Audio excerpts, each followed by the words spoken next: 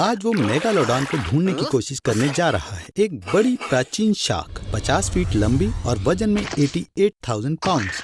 ये बिल्कुल तुम्हारी माँ जैसी दिखती है, सिर्फ थोड़ी छोटी। मेगालोडॉन को ढूंढने के लिए आर्नोल्ड को पृथ्वी के सबसे नीचे वाले पॉइंट मैरियाना ट्रंच तक डुबकी लगानी होगी। आर्नोल्ड, इस 558 फीट के मार्क पर ध्यान देना। ये ठीक इस गहराई पर है जहां इंसान पानी के प्रेशर से चपटा हो जाएगा।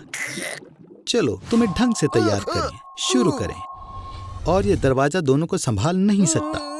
चलो कूद जाओ। सनलाइट सिर्फ 0.6 माइल्स की दूरी तक ही आ सकती है। आर्नोल्ड, देखो, ये है हाइड्रोथर्मल स्प्रिंग्स, जिन्हें ब्लैक स्मोकर्स कहते हैं। वो 842 डिग्री फ़ारेनहाइट के तापमान पर पानी बाहर निकालते हैं।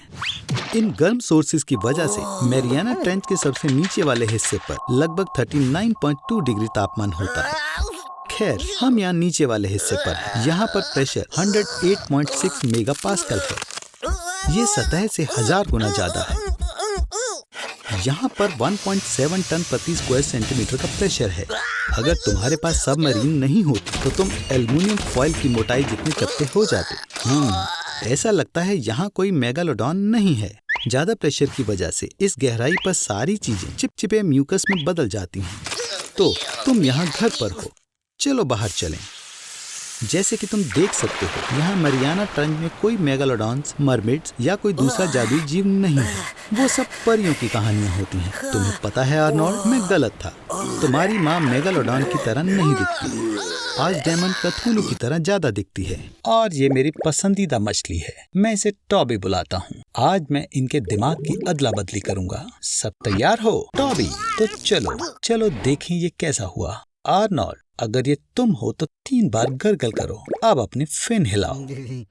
ठीक है, घूमो, एक बैक फ्लिप करो। हाँ, अब मैं देख सकता हूँ कि ये पक्का तुम हो। Toby, bad boy, bad. Aquarium वापस रखो। वुप्स, आर्नोल्ड, अपनी सांस रोको। अगर तुमने गैस्ट्रिक जूसेस को इनहेल किया तो तुम मर जाओगे। जब तुम खाने की नली से गुजर रहे हो तो हमारे पास पेट के सभी एसिड को बाहर निकालने के लिए 7 सेकंड का समय है। क्या तुम बेहोश हो गए? एक असली पिराना की तरह जब वे झुंड में होते हैं तो वो 10 मिनट में आसानी से पूरी गाय को खा जाते हैं। लेकिन जैसे ही पिराना अकेला होता है तब एक हल्की आवाज में ही ढेर हो जाता है। मछली को काफी ताजा पानी की जरूरत होती है, इसलिए हमने 4 लीटर के पेट को पूरा भर दिया। ये लो, स्नैक लो। टॉबी का मनपसंद खाना, लेकिन दांतों के साथ सावधानी बरतें। पिराना का बाइट अर्थ में सबसे ज्यादा मजबूत होता है, डायनासोर से भी ज्यादा। आखिरी चीज जो तुम चाहते हो वो है तुम्हारे पेट की छेद। वैसे मेरे पास एक प्लान है टॉबी। अपना मुंह खोलो और आर्नोल्ड को बाहर निकालने की कोशिश करो। आर्नोल्ड, तुम बाहर की ओर आओ। चलो भी दोस्तों, एक साथ करो। आर्नोल्ड, लगता है तुम अंदर और बाहर जाने के रास्ते में कंफ्यूज हो।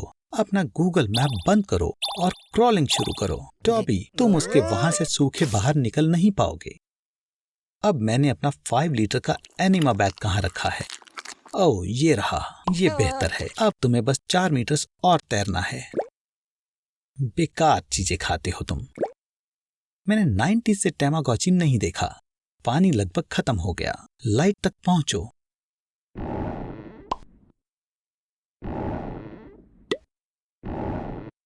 मैंने थोड़ा अलग प्लान किया था, लेकिन ये भी अच्छा रहा, है ना आर्नोल्ड?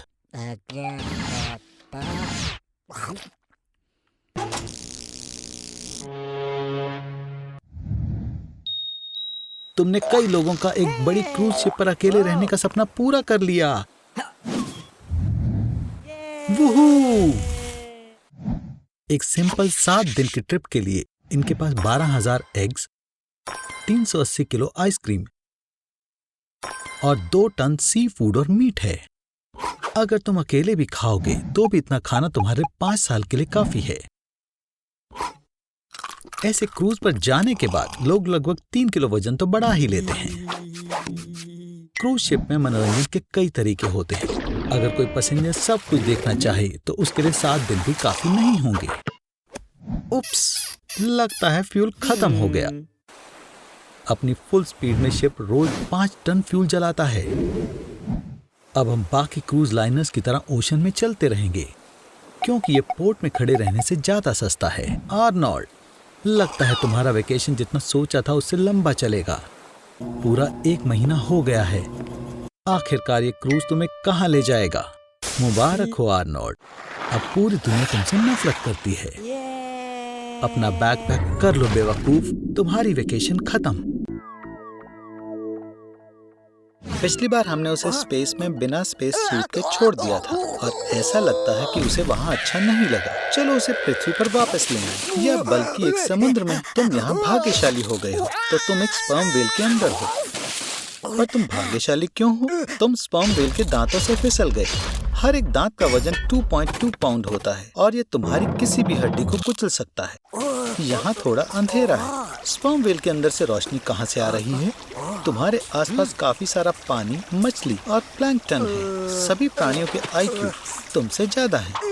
अब तुम्हारे पास यहाँ से बाहर जाने के 2 तरीके हैं। स्पर्म व्हेल का गला डायमीटर में सिर्फ 20 सेंटीमीटर का होता है, इसलिए हमारी मदद के बिना तुम पेट में नहीं जा सकते। तुम्हारी कहानी यहाँ खत्म होती है। स्पर्म व्हेल के पेट में हाइड्रोक्लोरिक एसिड इतना कंसंट्रेटेड होता है कि तुम्हें काफी सारे केमिकल बर्न सहने होंगे और सदमे से दर्दनाक मौत मरोगे। दूसरा तरीका काफी ज्यादा मुमकिन है। अब स्पर्म व्हेल अतिरिक्त पानी और जो भी खाने लायक नहीं है उससे छुटकारा पाने के लिए शुरू हो जाएगी। अगर तुम भाग्यशाली हुए तो तुम भी। व्हेल 200 मीटर की गहराई पर तैरती है, लेकिन तुम्हारी तरह छोटा और बिना तैयारी का कमजोर, बिना इक्विपमेंट के केवल 20 मीटर की गहराई तक ही बच सकता है। पर यह क्या है? क्या तुम्हें स्मोक की स्मेल आ रही है? स्पर्म व्हेल के अंदर से स्मोक कहाँ से आ रही है?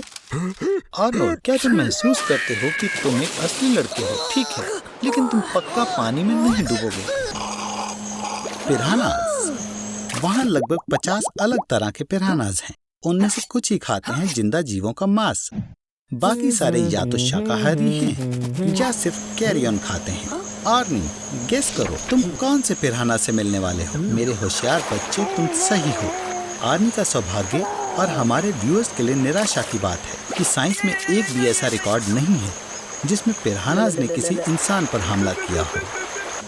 तो फिर हम ही एक ऐसा केस बना देते हैं। आर्नी, कूद जाओ। जैसा कि आप देख सकते हैं, उन्हें आप में कोई दिलचस्पी नहीं है और ऊपर से वे आपसे डरते हैं। पिरानाज में गुस्सा बहुत सी बातों पर निर्भर करता है। सबसे पहली है गर्मी। गर्मी बढ़ा दो प्लीज। शुक्रिया। यह नर किसी को भी पागल कर देगा। सूखा पड़ने पर नदी में पानी का लेवल कम हो जाता है और खाना ढूंढना और भी ज्यादा मुश्किल हो जाता है। इससे दूसरी वजह बनती है भूखे पिरानाज उनके बीमार और कमजोर साथियों तक को भी खाने को तैयार हो जाते हैं। तो तुम कैसे बचोगे आर्नी? तीसरी बात जो उनके गुस्से का हिस्सा बनती है, अपने अंडों की रक्षा करना। मॉम और डैड को बिल्कुल पसंद नहीं कि जब उनके बच्चे परेशान होते हैं। भूख बढ़ाने के लिए एक छोटा सा खूनी बाइट और आप और आर्नी तैयार हैं पिराना से मिलने के लिए। उनके जबड़ों की बनावट उनके शिकार के मांस के बड़े हिस्सों को चीरने में उनकी मदद करती है। तेज नुकीले दांत 4 से 5 मिलीमीटर लंबे, अंतड़ियों और छोटी से छोटी हड्डियां भी चबा सकते हैं।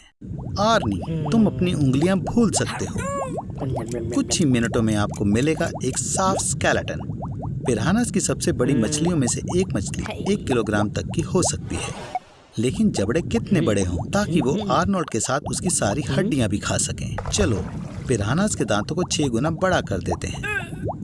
ऐसे दांत हड्डियों को छोटे छोटे टुकड़ों में आसानी से काट सकते हैं।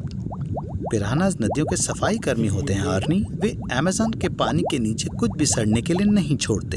खैर, बालों को छोड़कर मछलियों को भी लगता है कि तुम्हारे बाल अजीब हैं आर्नी। उठो आर्नोल्ड, मेगालोडॉन ने तुम्हें निगल लिया। Knock knock. आर्नोल्ड, सफेद खरगोश का पीछा करो। मेगालोडॉन ओटोडोंटिडाई के परिवार की शाख है। 50 फीट लंबी और वजन में 88,000 पाउंड्स। ये समुद्री गहराई की सबसे खतरनाक शिकारी है जो फूड चेन के सबसे ऊपर आती है। मेगालोडॉन छोटी व्हेल को खाती है जो कि नाप में उनसे बेहतर होती हैं। इनमें तेज गति और मजबूती नहीं होती। मेगालोडॉन अपने शिकार को टक्कर मारते हैं उनकी हड्डियां तोड़ने की और जरूरी ऑर्गन जैसे कि दिल और लंग्स को नुकसान पहुंचाने की कोशिश करते हैं। मेगालोडॉन के 276 दांत 5 रो में सिमटे हुए होते हैं। उनमें से सबसे लंबा वाला 19 सेंटीमीटर लंबा होता है। ये ग्रेट व्हाइट से 3 गुना ज्यादा होता है। मेगालोडॉन का जबड़ा 2 मीटर ऊंचा और 2.5 मीटर चौड़ा होता है। और 100 किलो न्यूटन्स का बाइट फोर्स होता है। ये ग्रेट व्हाइट शार्क से 9 गुना ज्यादा होता है और मेगालोडॉन को छोटी वेल्स की स्पाइन पर वार करने की अनुमति देता है। हेलो आर्नोल्ड, शांत हो जाओ। तुम ओशन के बीच में हो जहाँ कोई तुम्हें परेशान नहीं करेगा। यहाँ सैकड़ों किलोमीटर के दायरे में एक भी आदमी नहीं है। रो मत, मैं जीवित रहने में तुम्हारी मदद करूंगा। बेवकूफ, बस ध्यान से सुनो और मैं जो भी तुम्हें बता रहा हूँ उसे याद रखना। सबसे पहले पीने के साफ पानी को ढूंढने की जरूरत है। सबसे आसान तरीका है राफ्ट पर इकट्ठा हुई ओस की बूंदों को चाटना। यह नहीं आर्नी, ये बर्ड शिट है। वैसे लंबे समय तक जीने के लिए ऐसी ओस की बूंदें बहुत कम हैं। बारिश के पानी को इकट्ठा करने के लिए किसी तरह का टैंक ढूंढना काफी ज्यादा मुश्किल तरीका है, पर बारिश होने से पहले तुम मर सकते हो। तो चलो तीसरे मेथड पर चलते हैं और सबसे मुश्किल वाला। आर्नोल्ड इस काम को पूरा करने के लिए काफी बेवकूफ है, पर आप प्यारी ऑडियंस सुनो। 2 कंटेनर, एक बैग और एक वेट के साथ आप एक वाटर डिस्टिलर बना सकते हैं। नमकीन समुद्र के पानी को बड़े कंटेनर में डालें और यह भाप बनकर उड़ जाएगा। ये बैग के सेंटर में इकट्ठा होगा और छोटे कंटेनर में टपकेगा और वॉयला, तुम्हारा ताजा डिस्टिल्ड पीने का पानी तैयार है। आर्नी, ये फिशिंग करने का समय है। जो भी पकड़े वो सब कुछ खाएं जो तुम्हें जहरीला नहीं लगता। आप एल्गी, प्लैंकटन, जेलीफिश और छोटी मछलियों को सिर्फ एक साधारण टी शर्ट से भी पकड़ सकते हैं। हाँ, इसका स्वाद शिट की तरह है। आर्नी, पर तुम ये शिकायत करने वाले कौन होते हो? मैं तुम्हें इतने लंबे समय तक समुद्र देखने की सलाह नहीं देता। सूरज की किरणें इसकी सरफेस से रिफ्लेक्ट होकर तुम्हारी आंखों को जला देंगी। तुम और ज्यादा दुनिया को नहीं देख पाओगे, पर दुनिया फिर भी तुम्हें देखेगी। शायद दूसरी स्थिति बेहतर होगी। आर्नी, तुम्हें यूवी रेज से अपने आप को बचाने के लिए राफ्ट पर कैनोपी बनानी चाहिए। खुले समुद्र में थर्मल शॉक मिलना डेथ की गारंटी है, पर हालांकि सूरज के तुम्हें डराने से काफी पहले तूफान आ रहा है। राफ्ट को डूबने से बचाने के लिए सभी भारी चीजों को बीच में रखें और दया के लिए पोसाइडन से प्रार्थना करें। बधाई हो, तुम तूफान से बच गए, पर अभी भी वहाँ जमीन ढूंढने की समस्या बनी हुई है। तुम्हें पता है, मैं तुम्हें बताना भूल गया आर्नी, तुम पूरी दुनिया के ओशन में समुद्र से सबसे दूर पॉइंट पर हो। पॉइंट नीमो। सबसे पास की ह्यूमन सेटलमेंट 400 किलोमीटर दूर है। वो इंटरनेशनल स्पेस स्टेशन पर है। आर्नोल्ड, मेरे लिए काम करना कैसे बुरा था? हर बार तुम्हारे लिए एक नया एडवेंचर होता था, नई जगह, नए इमोशंस। ये मजेदार था। हाँ, 1-2 बार तुम नाराज हुए हो, पर हमने फिर सब कुछ ठीक भी तो किया है, क्या नहीं किया? तुम डिलीवरी लेकर कहाँ जा रहे हो? मेरियाना ट्रेंच पर। ये जरूर 5th ग्रेडर्स हैं जो तुम्हें घुमा रहे हैं। चलो वापस आओ। तुम एक जिद्दी लड़के हो। ठीक है, अंदर जाओ।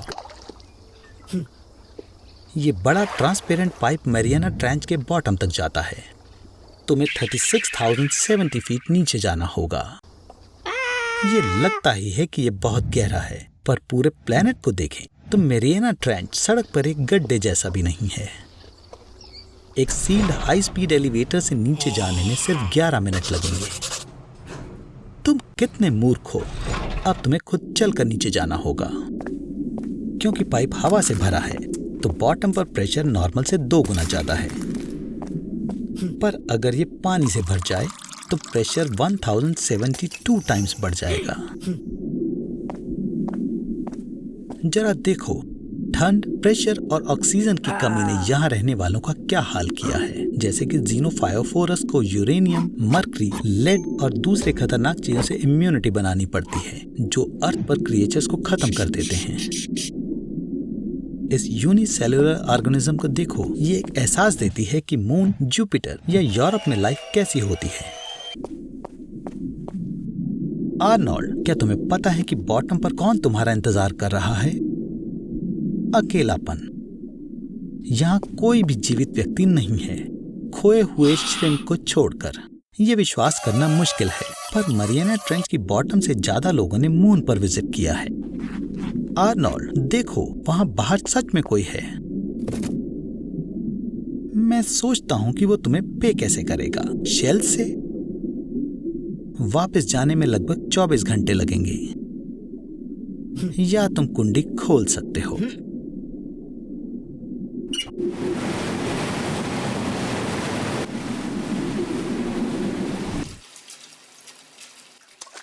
हे आर्नोल्ड, नहा रहे हो? सोचो, अगर एक लहर तुम्हें बाथरूम में नहीं बल्कि एक समुद्र में घेर ले। ब्लैक सी भी दरअसल एक बड़ा सा बाथटब है जिसका साइज 340,000 क्यूबिक माइल्स का है। ये भरने के लिए 243 मिलियन ईयर्स लेगा। जब टेक्टोनिक प्लेट्स अचानक से हिलती हैं तो उससे वेव्स बनती हैं। सी बेड्स काफी मीटर बढ़ जाते हैं, जिससे खतरनाक सुनामी वेव्स बन जाती हैं। हम इस समय पोर्चुगल में हैं। दुनिया की सबसे ऊंची वेव्स यहीं बनती हैं। ये एक चीते की तरह है पर वेव्स की दुनिया में, क्योंकि इसकी स्पीड 60 माइल पर आवर तक पहुंच चुकी है। एक हवाईयन सर्फर को यहाँ 79 फीट की वेव मिली थी। इसके लिए उसका नाम गिनीज बुक में दर्ज है। क्या आपने कभी किलर वेव के बारे में सुना है? ये सिंगल वेव्स 80 से 100 फीट ऊंची होती हैं, जो कि शिप से भी दिखाई नहीं देती। वो अचानक से चुपके से आ जाती हैं, इसलिए शिप के क्रू को बचाने का बहुत ही कम समय होता है। किलर वेव सिर्फ एक ही हिट में शिप को डुबो सकती हैं। यहाँ तक कि कॉनर मैकग्रेगर को भी ऐसी हार से जलन होती है। सबसे लंबी वेव्स 1958 में अलास्का की लिटिया बे में रिकॉर्ड हुई थी। वेव 100 फीट की ऊंचाई पर पहुंची थी और बे के आसपास के पहाड़ों को कवर कर गई, जिसकी वजह से सी लेवल से 1700 फीट की ऊंचाई के खेत भी खराब हो गए। और ये 5.5 स्टैचू ऑफ लिबर्टी की हाइट है। किनारों पर प्रकृति खुद सुनामी आने की चेतावनी देती है। जानवरों को खतरा महसूस होने लगता है और वो जल्दी भागने लगते हैं या अजीब तरीके से बिहेव करते हैं। पक्षी झुंड बनाकर दूर उड़ जाते हैं। अगर आप जमीन पर हैं तो कार में बैठो, बाइक पर भागो। कुछ ना हो पाए तो कम से कम किंग कॉन्ग से लिफ्ट मांग लो। आपको सलाह है कि सी लेवल से 120 फीट ऊंचाई पर चले जाओ। आर्नोल्ड, बेहतर होगा कि तुम तो एम्पायर स्टेट बिल्डिंग के टॉप पर चले जाओ। स्काई स्क्रैपर की हाइट 102 फ्लोर्स या 922 फीट है। एलिवेटर 700 फीट पर मिनट की स्पीड से ऊपर जाती है, तो तुम्हारे पास पक्का समय है। ओह खैर, ये भी मुमकिन है। पानी के अंदर चिल्लाओ मत, नहीं तो तुम्हारा दम घुट जाएगा। किसी भी तरह से अपने आप को होश में रखो। शहर में बवाल मचा हुआ है। दो जायंट्स किंग कॉन्ग और गॉडजिला लड़ रहे हैं। गुड मॉर्निंग आर्नोल्ड, आज के तुम्हारे क्या प्लान्स हैं? शायद से आज का प्लान है मरने से बचना। क्या तुम डर गए आर्नोल्ड? पर क्या हो कि अगर ये बस नकली हो? क्या हो अगर मैं तुम्हें बताऊं कि अर्थ पर ना किंग कॉन्ग और ना ही गॉडजिला जिंदा रह सकता है? ये बहुत सिंपल है। देखो, दुनिया का सबसे लंबा आदमी रॉबर्ट पर्शियन वार्डलो था। उसकी लंबाई 2 मीटर 72 सेंटीमीटर थी और वो सिर्फ 22 साल के लिए ही जिंदा रहा। उनको जिगेंटिज्म नाम की बीमारी थी। इस बीमारी में दिमाग बहुत ज्यादा ग्रोथ हार्मोन छोड़ता है, इसलिए इंसानों के विकास की प्रोग्रेस में लंबाई और वजन के नॉर्म्स बनाए गए हैं और उनमें किसी भी बड़े अंतर को एक बीमारी माना जाता है। इन सब का सबसे ज्यादा तनाव दिल को झेलना पड़ता है, क्योंकि उसे 5 की जगह 15 लीटर ब्लड सर्कुलेट करना पड़ता है और दिल इतना ज्यादा तनाव ज्यादा समय तक नहीं झेल पाता। लेकिन इस फैक्ट का क्या कि अर्थ पर व्हेल जैसे भी बड़े जीव हैं और सब कुछ आसानी से समझाया जा सकता है। पानी की डेंसिटी हवा की डेंसिटी से ज्यादा होती है और वो लगभग इंसान की डेंसिटी के बराबर होती है। तभी हम सॉल्ट वाटर पर तैर पाते हैं। इसका मतलब हैबिटेट खुद जीवित चीजों के वजन को सपोर्ट करता है, जैसे कि व्हेल्स, जिनके पूर्वज 50 मिलियन साल पहले हूफ्स वाले डॉग जैसे दिखते थे। हमारी दोस्त ग्रेविटी की वजह से वैसे ही गॉडजिला और किंग कॉन्ग इस अर्थ पर एग्जिस्ट नहीं कर सकते। पर चलो मान लेते हैं कि हमने ग्रेविटी को बंद कर दिया ताकि scientifically king Kong and Godzilla रह सकें। तो अर्थ पर सारी चीजें जो फिक्स नहीं है वो उड़कर स्पेस पर चली जाएंगी। इसमें इंसान भी आते हैं।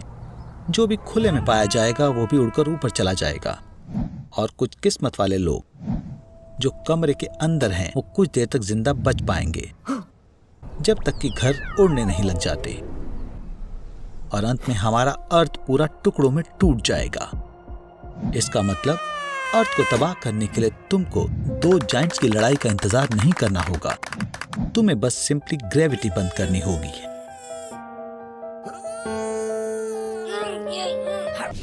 हेलो आर्नोल्ड, क्या तुमने अपना बाथटब बेच दिया? क्यों? क्या ये सब नए PS5 की वजह से?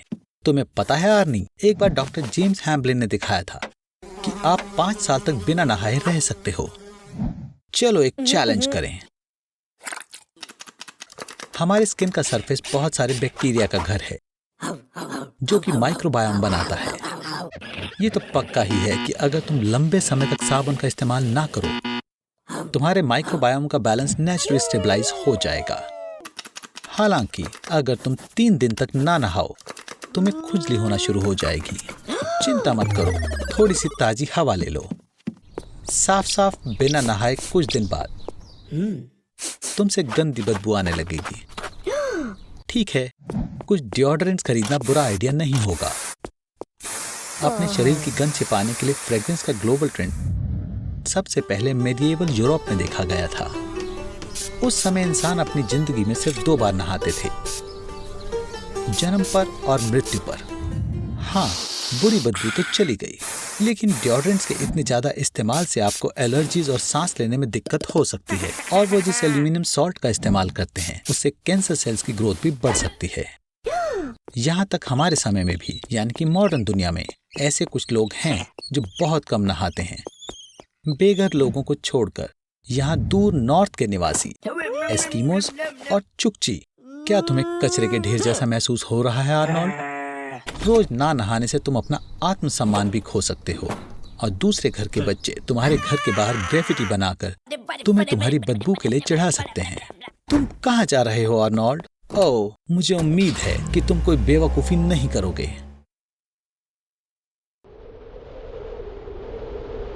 आर्नोल्ड, तो तुम यहाँ हो, तो तुमने यहाँ चुकची के साथ रहने का फैसला किया है। मुबारक हो। वैसे भी ये चैलेंज खत्म हो गया है और तुम्हारे माइक्रोबायोम वापस से बैलेंस्ड हो चुके हैं।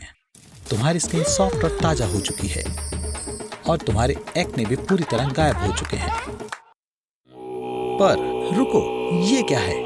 लगता है आज चुकची अपनी छुट्टी को हमेशा की तरह नहाकर सेलिब्रेट करने वाले हैं। पहले वो अपने सारे कपड़े पहन लेते हैं और जितना हो सके उतना पसीना बहाते हैं। उसके बाद वो हड्डियों के स्क्रैपर से एक दूसरे की स्किन साफ करते हैं और इन सब के बाद वो अपने पर सील फैट लगाते हैं। आर्नोल्ड, अब तुम दूर नॉर्थ के बेस्ट पारंपरिक तरीके से नहाने वाले हो और तुम बेशक ज्यादा दूर तक नहीं भाग सकते। वो तुम्हें तुम्हारी बदबू से ढूंढ लेंगे। वहाँ तुम्हारे पास क्या है? हे उल्लू, मुझे लगता है कि तुम मेंटोस को नहीं ढूंढ रहे। तो चैलेंज के नियमों के हिसाब से तुम्हें पानी को कोला से बदलना है। और तुम इतने खुश क्यों दिख रहे हो? देखो आर्नी, अंदर आता हुआ। कोला के एक कैन में 10 टीस्पून चीनी होती है। ये पूरे दिन की जरूरत की सारी एक बार में है। एक बार में इतनी सारी चीनी का जवाब शरीर उल्टी से देगा, लेकिन ऑर्थोफॉस्फोरिक एसिड स्वाद को सोख लेगा और सब कुछ सुरक्षित तरीके से अंदर ही रहेगा। अपने दिमाग को ट्रिक करना आसान होता है, लेकिन अपने शरीर को बेवकूफ बनाना बहुत मुश्किल है। लिवर इस अत्याचार को नाकाम बनाने के लिए सारी शुगर को फैट में बदल देता है। आर्नोल्ड का लाइफ स्पैन हर 10 किलोग्राम ओवरवेट से 2.5 साल कम हो जाता है। तो अगर तुम 100 किलो ओवरवेट होते हो तो तुम अपने जीवन के 25 साल खो दोगे। दूसरी तरफ कुछ सालों बाद डायबिटीज, हाइपरटेंशन और हाई कोलेस्ट्रॉल के सारे साइड इफेक्ट से तुम्हारे पास खूबसूरत और जवान मौत का काफी अच्छा मौका होगा। शुगर हड्डियों और दांत में से कैल्शियम को घोल कर निकाल देती है और ऑर्थोफॉस्फोरिक एसिड इससे और बढ़ जाता है। अब तुम्हारी हड्डियां थोड़े से प्रभाव के साथ ही टूट सकती हैं। सबसे शानदार है लंग्स या लिवर का कैंसर, जो प्रिजर्वेटिव द्वारा होता है, जो साधारण कार्बोनेटेड वाटर को देवों के अमृत में बदल देता है, जो बड़े स्वाद बर्गर और फ्राइज के साथ बढ़िया लगते हैं। और वैसे भी टॉयलेट के पास ही सीट चुन लो। कोला के कैफीन का डायूरेटिक इफेक्ट होता है। आर्नी, जल्दी करो, लोग इंतजार कर रहे हैं।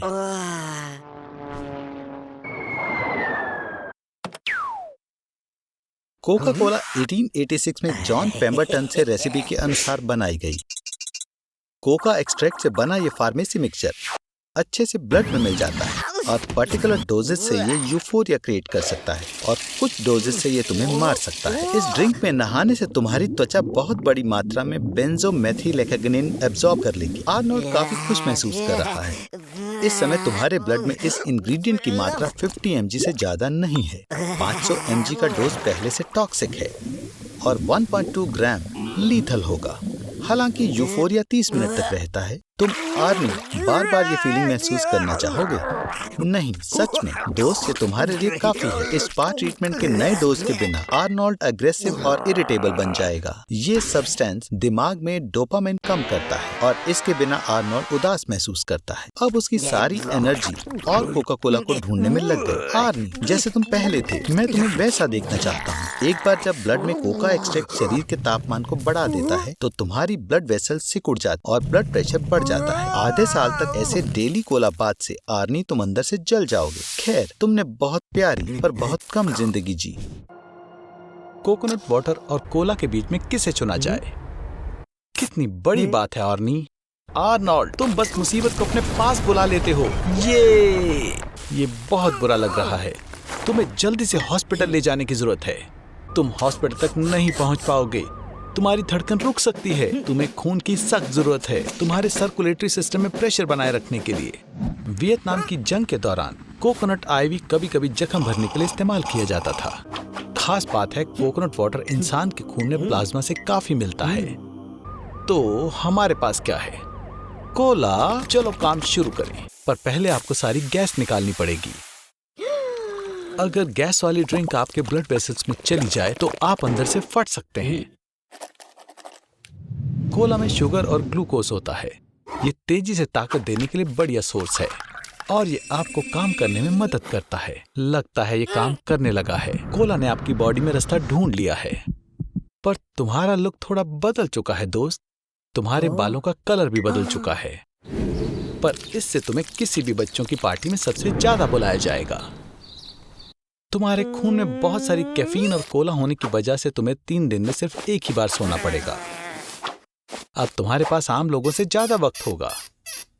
हालांकि माहिर एथलीट भी जल्दी से ताकत लेने के लिए कोला को पीते हैं और आप नजदीकी सुपरमार्केट से कभी भी इसे ले सकते हो। नहीं, एक तुम बेवकूफ आदमी।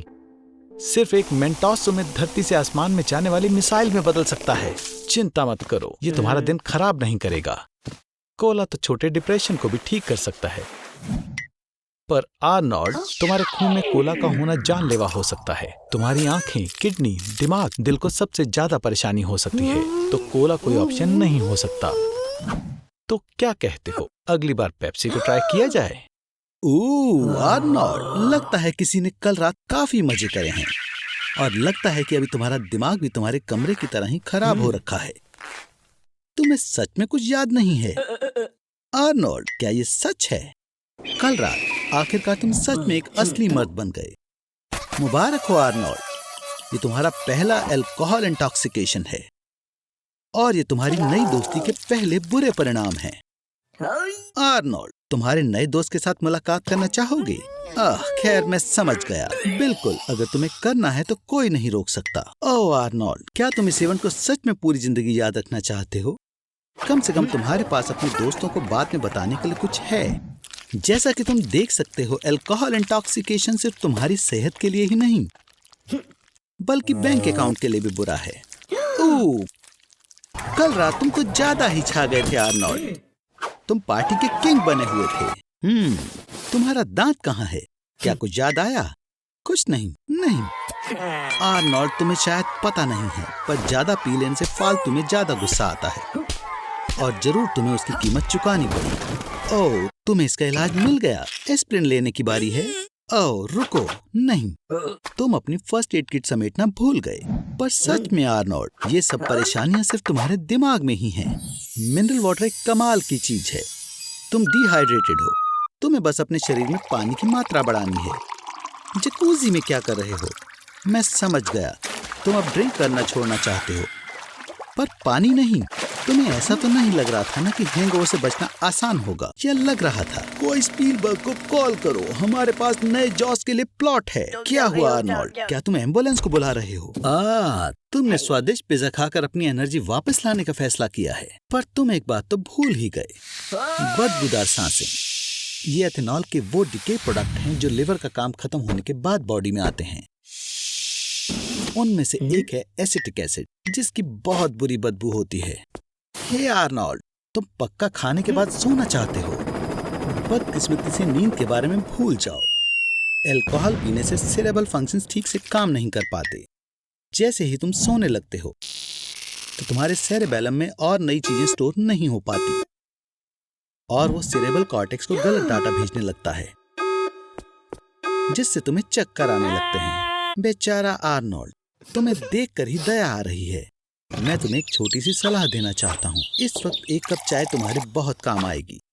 एक गर्म कंबल में खुद को लपेटो और इतनी गहरी नींद में सो जाओ कि कोई प्रिंस तुम्हें किस करके भी ना उठा सके। आर्नोल्ड, मैंने कहा था ये काम करेगा।